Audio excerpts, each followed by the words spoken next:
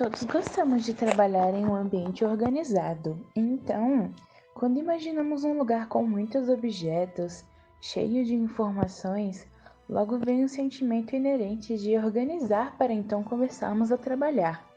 E esse foi exatamente o sentimento dos nossos antepassados com relação aos seres vivos. Afinal, temos uma biodiversidade gigante. Logo, o sentimento de organizar para facilitar o estudo surgiu, criando assim o estudo da taxonomia. Um dos grandes precursores para esse modelo de estudo é Aristóteles, que fez uma classificação para separar os animais, observando uma característica dos mesmos, a cor do sangue. Ele analisava a cor, criando assim a divisão entre seres com sangue vermelho e seres com sangue de qualquer outra cor. Porém, você deve estar se perguntando, onde o termo taxonomia entra nisso? Bom, depois de Aristóteles ter criado esse sistema de divisão pela coloração do sangue, um doutor chamado Carl von Linné, ou Linneu, criou um sistema chamado System Naturae em 1735.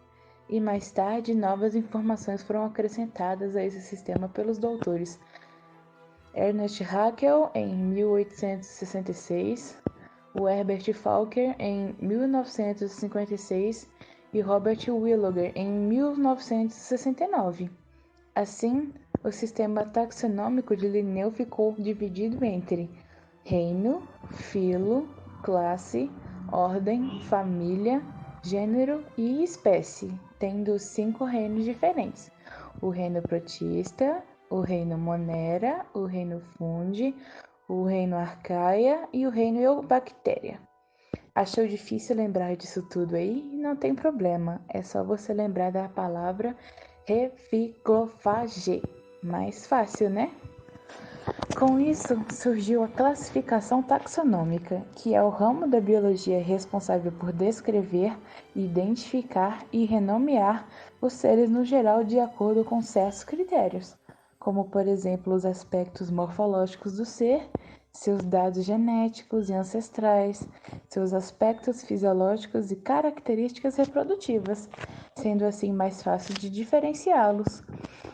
Uma coisa que não podemos esquecer de falar é sobre os caracteres taxonômicos, que são uma fonte usada de base para explicar uma filogenia, usando uma informação específica dos organismos em estudo para classificar os táxons. E essa informação pode ou não ser independente, ou seja, ser uma característica que pode evoluir sem afetar outras características. O caráter pode ser dividido em 2 tipos: o caráter neomórfico, que é aquele que está presente em alguns táxons, mas ausente em outros, ou surgido sem alguma influência de um ancestral, ou desaparecendo de motivo evidente. E tem o caráter transformacional, que é aquele que apresenta de forma diferente em diferentes táxons, sendo derivadas de um ancestral em comum. Um exemplo de caráter transformacional é entre as tartarugas, os cágados e os jabutis, que são frequentemente confundidos por serem bem parecidos, mas justamente seu casco arredondado e suas perninhas ou nadadeiras são o que mostram que elas são parentes, como primas distantes, e têm um ancestral em comum que viveu cerca de 320 milhões de anos atrás, no período Triássico. Muito tempo, né?